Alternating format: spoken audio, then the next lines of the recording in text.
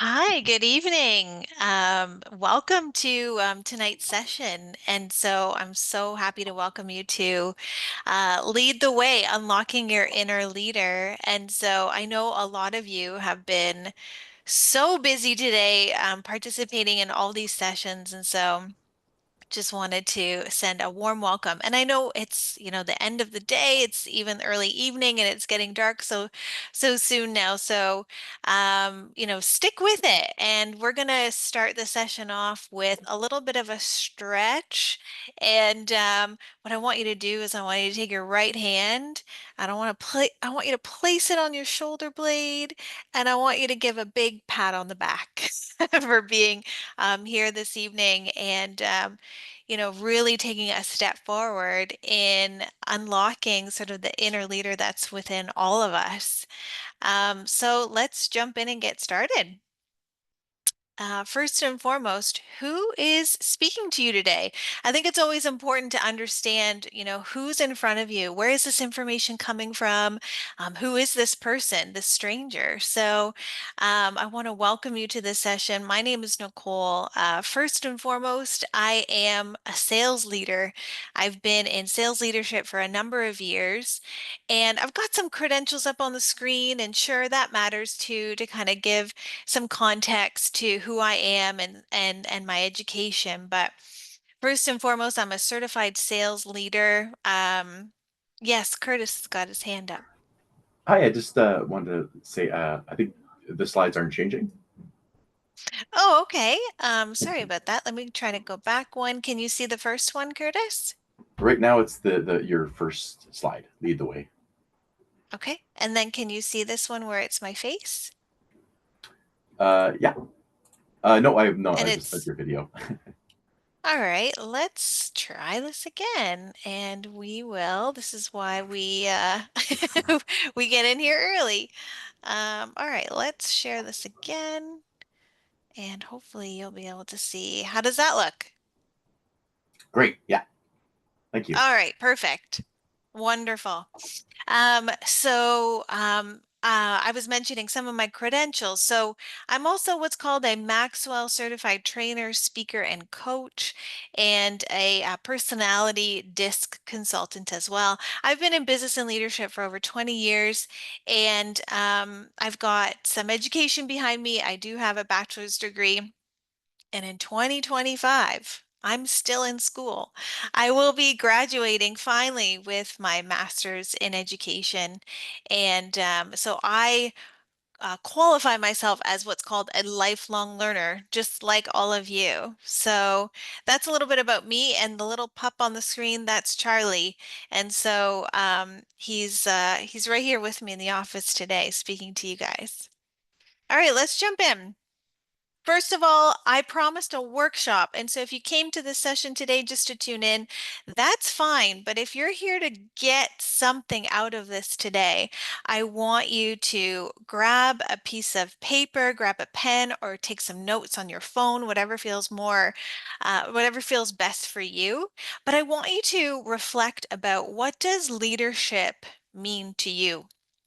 And I think for a lot of us, leadership has been on our minds for quite a while, especially as we were watching what was going on in the US with the recent election. So, what does leadership mean to you? And if you could think about like one word or somebody that comes to mind. Some of you may have come up with these titles: boss, manager, team leader. It could even be coach, CEO, vice president, principal, teacher, whatever the case may be. Many of you probably came up with a title and maybe didn't think of a specific person. Um, so I want you to remember that as we go through today's session, that it may have been a title that you were associating leadership to. And so tonight I want to introduce you to the 5 levels of leadership. And we're going to go through these 5 levels, and there's a reason why.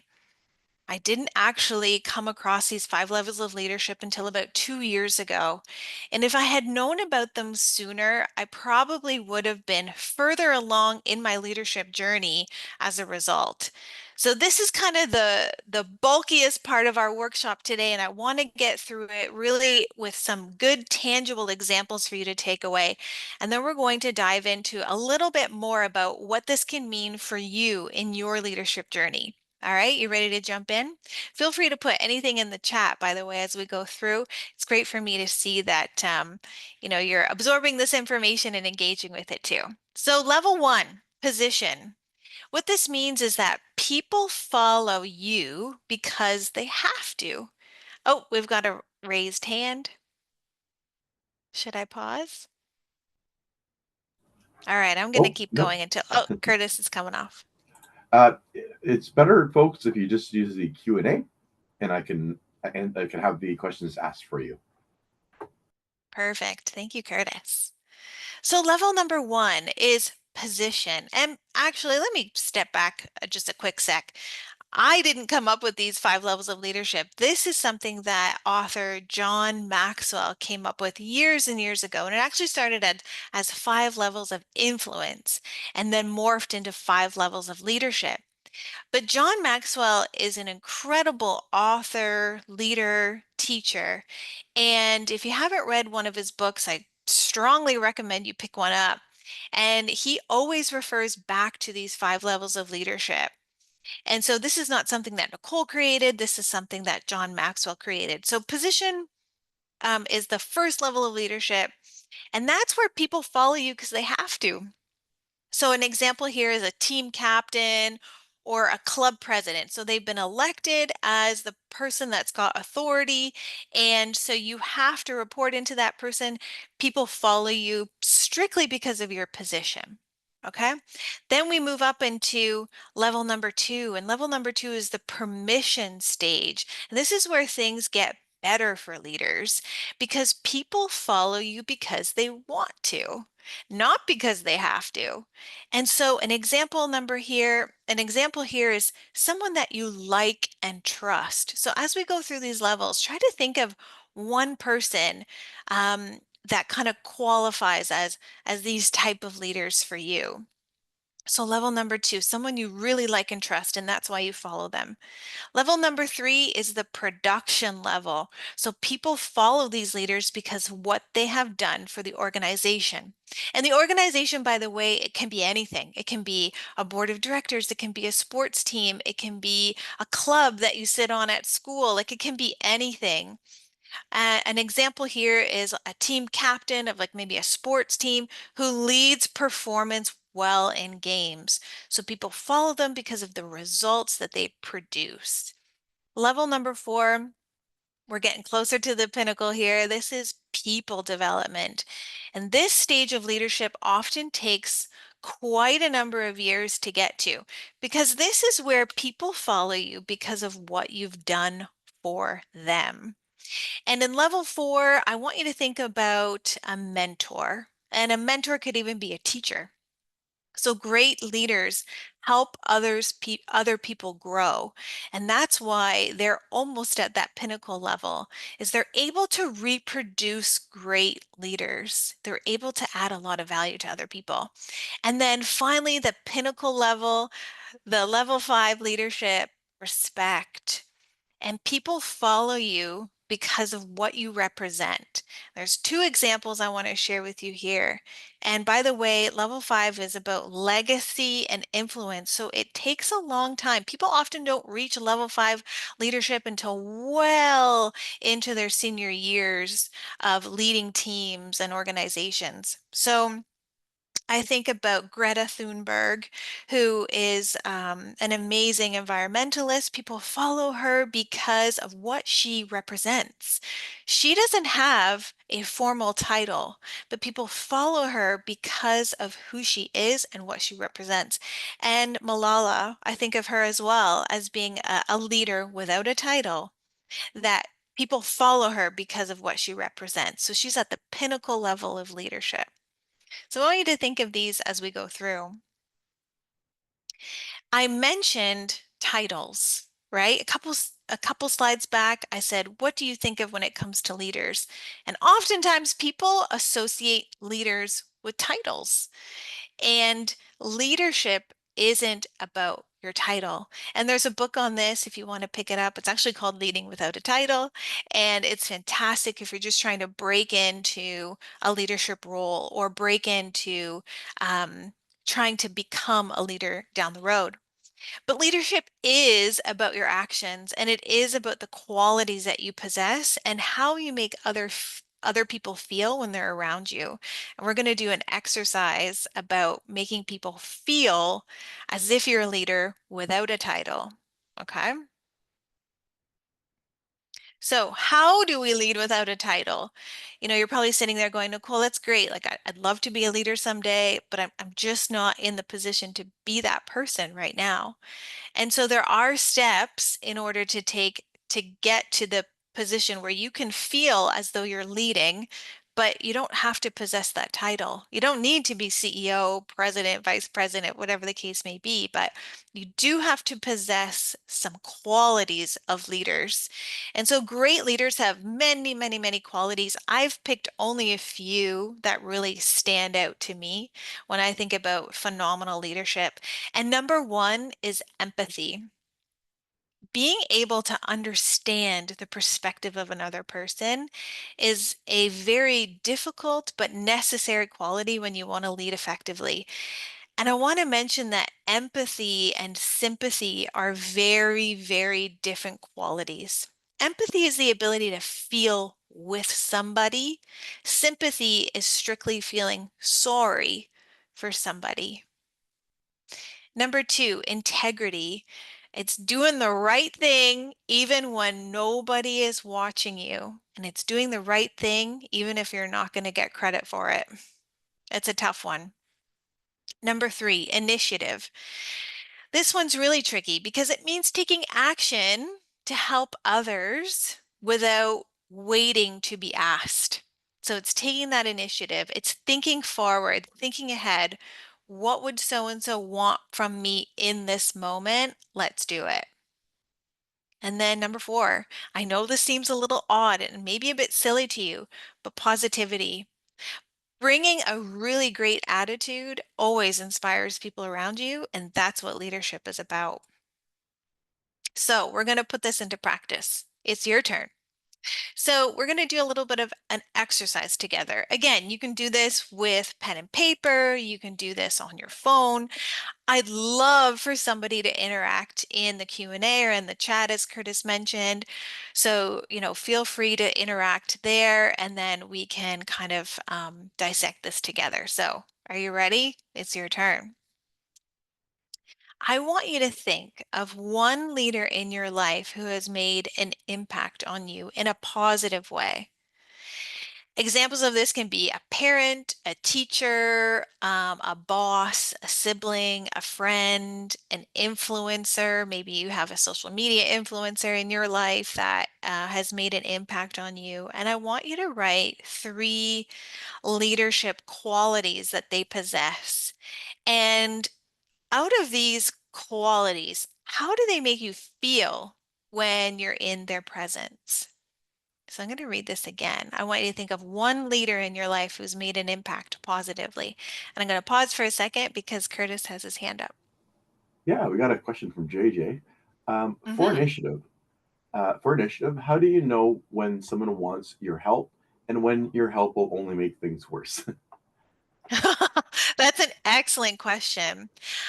I think first and foremost, it comes to instinct. Have you ever heard the expression, trust your gut? Typically your gut is going to lead you down the positive path, right? To make that initiative count. And so you're right. Sometimes people don't act because they're afraid of repercussions. So they've acted in a certain way and then it's bitten them back, right? But if you're not going to do harm to somebody, initiative can be fantastic. It's just thinking two steps ahead. And we're going to do an activity a little bit later that I think will help with the initiative piece. But that's a really great question, JJ. Any more questions, Curtis? Oh, just some people chiming in with their their ideas of leaders, and someone said my mom, so that's that's very nice. Yeah, exactly. And it can absolutely be a parent, like I said, a teacher, even a sibling can be a phenomenal leader. Mhm. And I a lot of times, sorry, go ahead, Curtis. No, no, go ahead. Oh, sorry. Well, I have another question if you'd like. Yes. Sure. How do you get the confidence to be a leader? That's a great, great question. And we're actually going to tackle that in the next exercise we're going to take together. So I think it'll help build that confidence piece. And I think oftentimes um, we hold back from acting as leaders because we, again, don't possess that title or that authority. And so we feel like we have to kind of sit in the background and wait for the leaders to take initiative and wait for the leaders to to action things for us. Oh, we have another question. Does adaptability qualify as a leadership quality to you? Absolutely. These are phenomenal questions. Adaptability is huge. And I think I only picked a few, but adaptability would be right up there as a leadership quality. Being able to um, act very quickly and on the fly. And, again, coming back to trusting your instincts is a part of that as well. I got another really good one here. How do you deal with people who regard you as inexperienced when attempting leadership? And I'm going to teach you a trick. I'm so excited because now you guys are really interacting and you want to know like how do I take something and move it forward? And I'm going to teach you something that takes like no time at all and you can start implementing. We're going to implement it tomorrow morning. That's going to be the task. So just hang tight. I'm going to teach you a little trick. We got a lot of questions coming in. Would you like to continue, or would you like to answer more questions? Sure. Yeah, let's continue on a little bit and then we'll come back to questions because they're absolutely phenomenal. Yeah, some great Um, questions. so hopefully at this point you have identified, and it sounds like you have because someone said, I think about my mom as being a great leader in my life, someone who's made a real impact. Hopefully you've thought of some leadership qualities, and then how does that person make you feel when you're in their presence? The next step of this exercise is now I want you to think of one leader in your life who has not made a positive impact. A leader who has a title, perhaps, but doesn't make you feel good while you're in their presence. And I want you to think of three qualities they possess that make you feel this way. And if you feel like sharing, um, please do not share any names. This is a very confidential conversation, but we don't share names. But if you feel like sharing somebody in your life who's made an impact, how did they make you feel if they didn't have a positive impact on you? Some people will say they made me feel frightened, they made me feel belittled, they made me feel insignificant. Those are some of the words that might come to mind. If you feel like sharing them, go ahead. Oh, there's some more coming in. Yeah, people are just they're currently pointing out a lack of integrity, being disrespectful are some points. What else we Hmm. got? One of my school principals, she was really strict and did not value our opinions. That's a good point. Yeah. Uh, Yeah, yeah, value. Um, because you do have a lot of value in your opinions and remember when I said empathy? Empathy is being able to feel with somebody and that comes back to that leadership quality. yeah. Just a couple like adjectives, I suppose people are throwing out there: unmotivated, confused, being felt unimportant, being Mm. dismissed, feeling the person's biased, and Mm. someone made me feel stupid at work. That's something else, which is Yeah, happens a definitely lot. everybody. It does. Yeah. hmm And I think for maybe some of you, and I'm making some assumptions and maybe I shouldn't, but it might have been a little easier for round two to think about someone in your life who hasn't made an impact, who didn't make you feel great. And that's because we can usually identify people who don't make a positive impact on us, and it sticks with us. It lingers and it hurts just a little bit longer. If you've ever heard that expression, like, you'll give a negative review quicker than you'll give a positive review, it might have been a bit easier to think about those leaders in your life that did not make a positive impact. But you can turn it around and you can say to yourself, that's wonderful. Thank you for teaching me a lesson on what not to do and what not to be. Because there are plenty of leaders that I can think back in my career that did not make a positive impact on me. And it was my mission to act differently and to impose a different experience for my team. So it can actually do you some favors. So we've been talking about leadership qualities. You guys have been pointing them out. And, like I mentioned, that bad leadership presence, it's usually easier to identify. And this is really important when you're developing your own leadership style and your own leadership philosophy. And listen, we could go into all kinds of different conversations about leadership styles. There's tons of them. If you're interested in learning about some of them, there's tons of literature and information online about leadership styles that you could align with. So before we jump into this exercise that we're going to do together, Okay. I'm going to pause for just a moment to see if Curtis has anything else. Yeah, we have a lot of great questions, if you don't mind. So hmm the first one's Raymond as asks, how do we tackle our relationship with others who feel we lead if we are too straightforward with them, and sometimes uh, don't care if we are speaking the truth, but it still hurts someone? Oh, so how do you be straightforward with someone without hurting someone's feelings? Yeah. Is like what I'm hearing coming through. So, absolutely. And listen, Raymond, this takes practice. I think a lot of people who are more mature, maybe more experienced, have leadership experience, still struggle with giving what's called feedback, constructive feedback in a very kind and mature manner. So there is a bit of an art and science to this, and it does take some training on how to do this. And one thing I can suggest is taking a look at what's called DISC personality profiles, and it's spelled DISC. And you can go on to the Tony Robbins website and do this DISC assessment for yourself completely free. And what it does is it breaks down your personality behavior and it gives you a little bit of a profile. And oftentimes, when it comes to feedback, it's about understanding our own communication style and the communication style of the person we're delivering it to. So I'll give you an example. In the DISC personality styles, there's one called D, and it's called dominant. And they're usually the ones that are a little bit abrasive. And other people, other styles, tend to walk on eggshells when they're around D personality types. And so the more self-awareness you have, the better you're able to communicate feedback and it not come across super harsh or that you're trying to hurt someone's feelings. So hopefully that helps. Great. I like this question. Uh, what's something you wish you knew earlier in your career?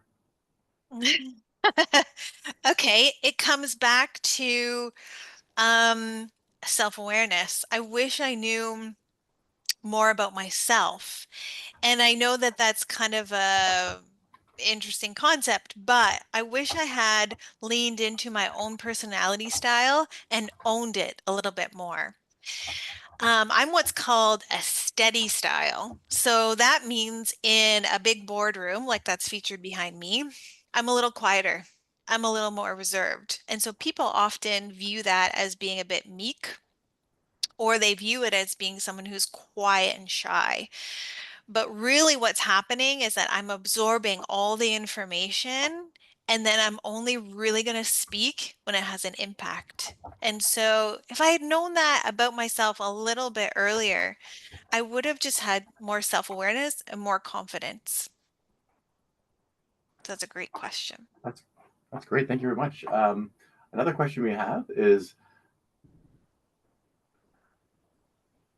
just reading the way they wrote the question. What qualities do you feel are lacking among today's leaders? I think what's lacking probably the most is kindness. And Yeah, I know that sounds a little bit strange, but we've become so consumed with information and we've become so consumed with rushing that in a work setting, oftentimes we're not sitting with our team in a way that feels intentional and in a way that feels like we're adding value to people. So when we do this next exercise, you're going to see how you can instantly add value to someone's life. And that makes you appear way, way, way ahead of your peers and your friends and maybe some of your family members. They're going to be taken aback as to how did you come up with this like leadership style when it's something so, so, so simple to implement. great. Can leadership? Oh, this is actually really good. Can leadership overstimulate you? Is there certain situations where I might find myself overexerted from just being in that position so much? Absolutely. I mean, leadership is about, so there's Simon Sinek. He's a big thought leader in the leadership space. And he says leadership is not about being in charge. It's about taking charge of, is about taking care of those in our charge. So it can overstimulate us very, very quickly, especially if you have like a large team and you're part of maybe an organization that's complex. So again, it comes back to that self-awareness piece and knowing what your limits are and understanding what type of leadership you want to take on. So sometimes people will lead smaller teams to start, and so that kind of gets them used to being in a leadership world where you have lots coming at you and you're able to sort of multitask. So I think for a lot of leaders, it's about starting small and then building up to perhaps leading larger teams in bigger organizations. But also, Great. you know, I know that probably at school, you're talking a lot about self-care and self-awareness, and that comes into leadership too. You can't lead effectively if you don't take care of yourself first. So it comes back to that oxygen mask analogy, where if you're in a plane and the oxygen mask falls, you're usually supposed to put yours on first before you help another person. Same goes in leadership. You will never be able to make an influence unless you put your own oxygen mask on first. It's a really good point. Exhaustion in leadership is a real thing.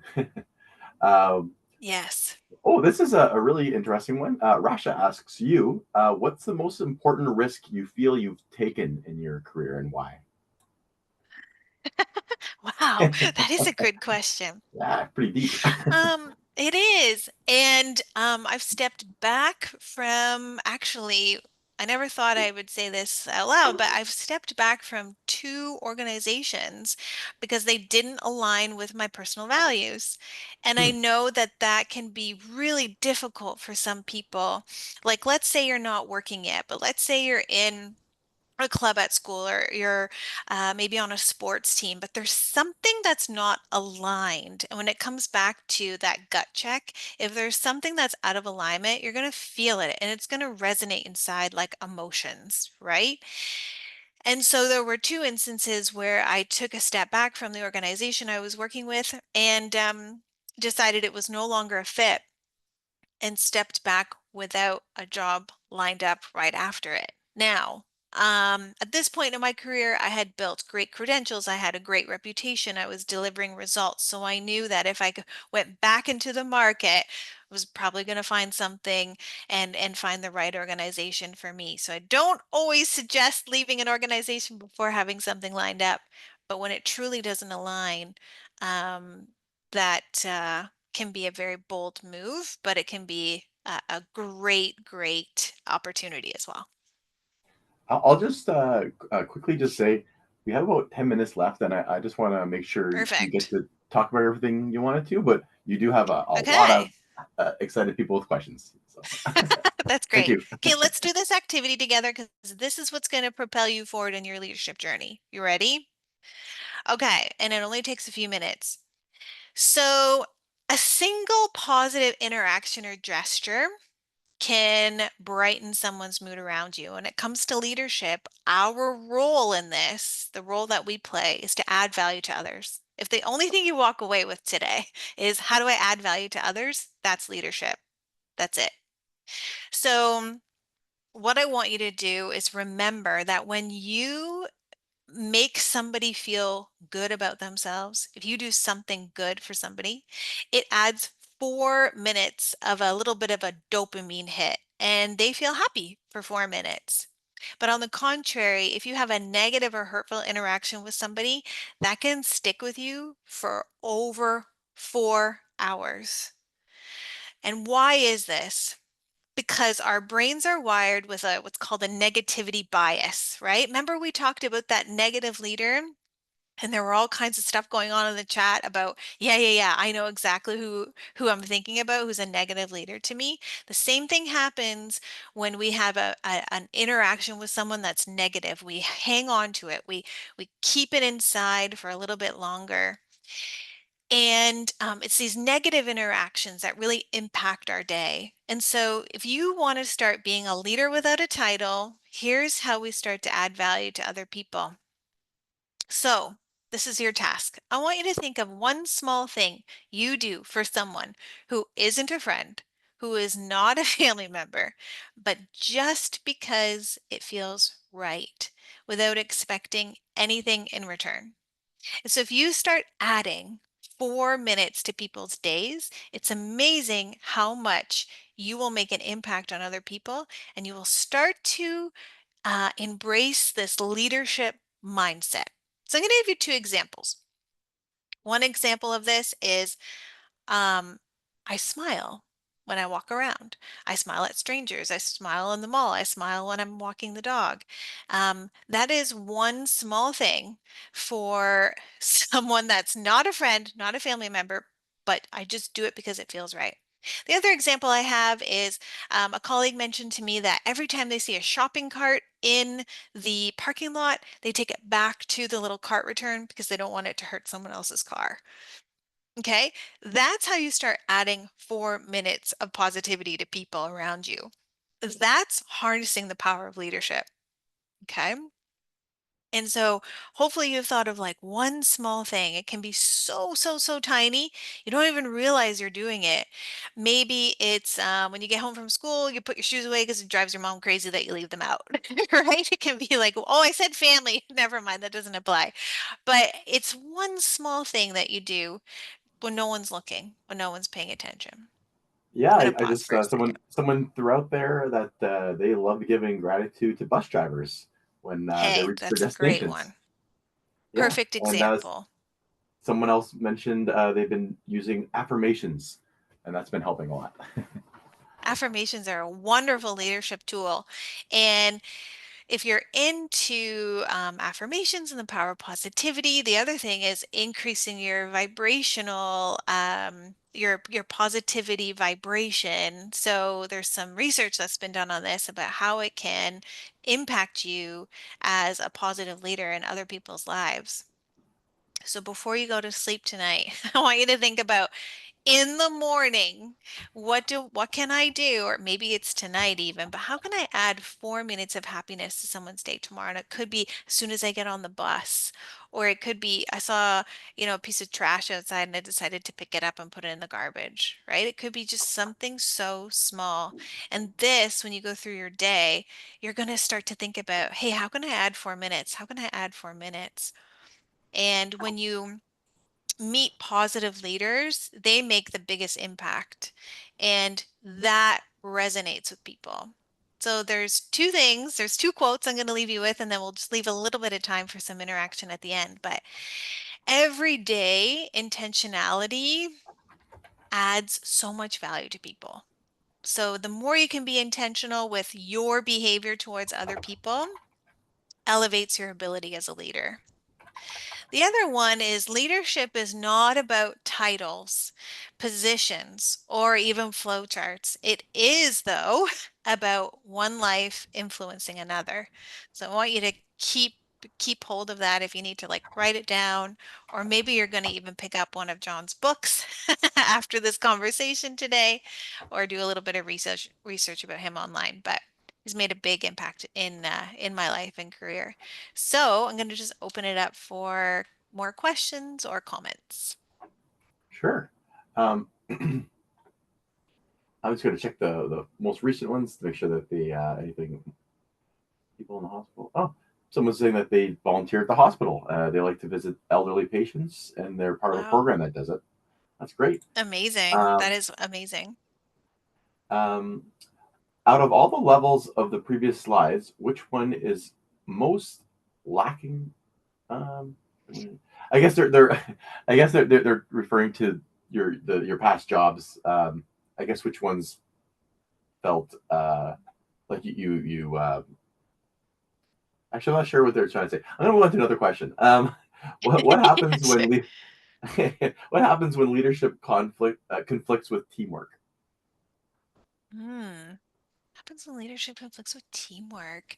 I think that comes back to the leader themselves. So remember we talked about even people development or even the pinnacle, number five, but leaders should be able to rally a team together and find that cohesion and be able to work together as a team. If there's friction on the team, that leader's got to get in and do some people development, and figure out, what maybe there's conflict on the team, right? So that's when the two can collide. But it should always point back to the leader in their ability to break down some of those barriers. Great. These are good Um, questions. okay, okay. Do you have any tips for avoiding bad or unfit leaders? Something they should keep an eye out for. Yeah, like if you're in an interview, you always want to make sure that the leader is for you. So what I mean by that is, are they in this for your own development or they're in it for themselves? A lot of leaders look to hire people who can elevate them. You're looking for the leader that elevates you. This is when you enter into the workforce, and this is a two-way street. You're not just there to perform for the organization's benefit. The organization should also be benefiting you. Don't forget that. That's good. That's great. A great answer. Um, let's see here. Oh, here's a good one. Um, can bad leaders change? Have you seen bad leaders improve in your work? Absolutely, they can. And it all comes down to the more experience someone has. So you take level one, for instance, and they're in sort of the position. They're just the leader because someone gave them the job. Does that make them worthy of the job? Does that make them good at leadership? Not really. But it's as they learn these levels of leadership, they learn leadership lessons, they get good mentors, they join great organizations. That's when it starts to really develop. So absolutely that can turn around. Oh, that's great. Yeah. This student wanted to say that they're in Air Cadets, and Oh, they've cool. yeah, and they just got a chance to play the wreath at a Remembrance Day ceremony. They said that they, um, oh, I guess they're just trying to point out something that they were doing, as you had asked for earlier. That's Um, great. yeah. How about this one? How should leaders react without sounding immature as a young person? Oh, that's good. It's always better What they instead specifically of said react. without Yeah. showing the indifference to authority. I forgot that part. Questions. The more curious you become, the more mature you appear. And you'll never look misinformed, more questions you ask. So questions and curiosity is the key to developing that muscle. So that's my take on it. Cool. Let's see here. Are there uh, so just to let you know, this may just cut off very suddenly. So I just Okay. want to, in case Nicole, you wanted to say anything to everybody before we get cut off. Sure. Yeah, well, thank you first so much for interacting with the session. And, I really wish you all the best in your leadership journeys. Go and add 4 minutes to people's days every day. Just don't do it just tomorrow morning, but start adding 4 minutes, 4 minutes, 4 minutes. You're going to see that your leadership journey takes off sooner than you thought it would. Awesome. Getting a lot of thank you for the presentations. They enjoy the presentation.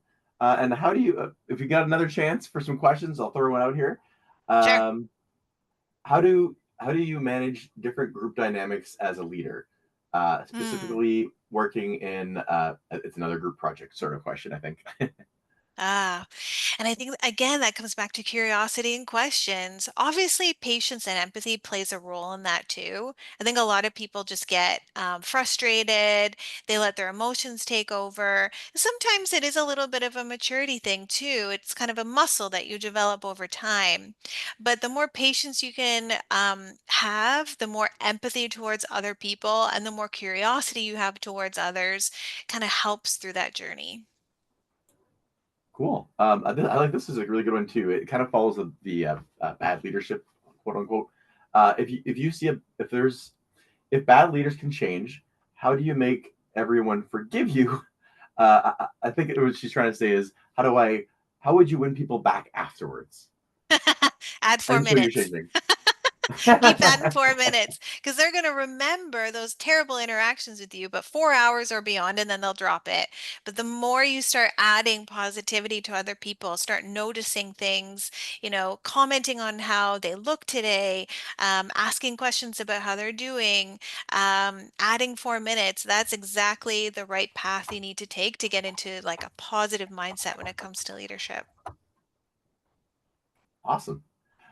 Well, that actually, someone was just asking about being able to rewatch this video. We're getting a lot of questions they want to be able to watch this after. This will be reposted, everybody, and we will be having them saved probably about a week. We should have them all available to watch. So thank you very much, everyone. Thank you, Nicole, for being with us. This was a great presentation, and Thank you. thanks, yeah, thanks everybody for joining us today. Have a good evening, everyone. Thanks, everybody.